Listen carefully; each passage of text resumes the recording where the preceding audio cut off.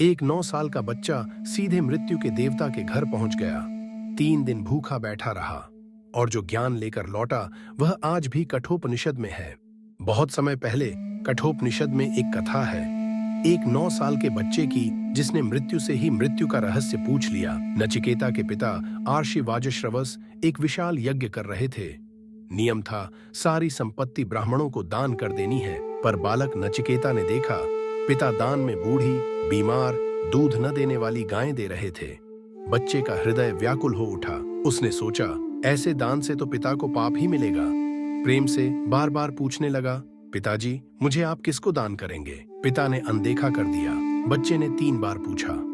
तीसरी बार क्रोध में आकर पिता ने कह दिया, मैं तुझे यम को देता हूँ। नचिकेता ने सोचा पिता का वचन झूठा नहीं हो सकता और वह तुरंत यम के द्वार की ओर चल पड़ा, पर यम घर पर नहीं थे।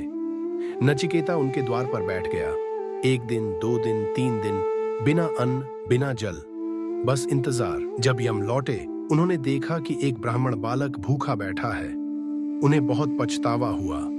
अतिथि को अन्न न देना सबसे बड़ा पाप। यम ने नचिकेता से कहा, हे बालक, 3 दिन तक तुम भूखे बैठे रहे, मेरी ओर से 3 वरदान मांग लो। नचिकेता ने पहला वरदान मांगा, मेरे पिता का क्रोध शांत हो जाए और जब मैं लौटूं तो वे प्रेम से स्वीकार करें। दूसरा वरदान, मुझे वह यज्ञ विद्या सिखाइए जिससे स्वर्ग की प्राप्ति होती है।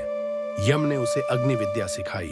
तीसरा वरदान सबसे कठिन था। नचिकेता ने पूछा, जब मनुष्य मरता है तो कुछ कहते हैं वह रहता है, कुछ कहते हैं नहीं रहता, सत्य क्या है?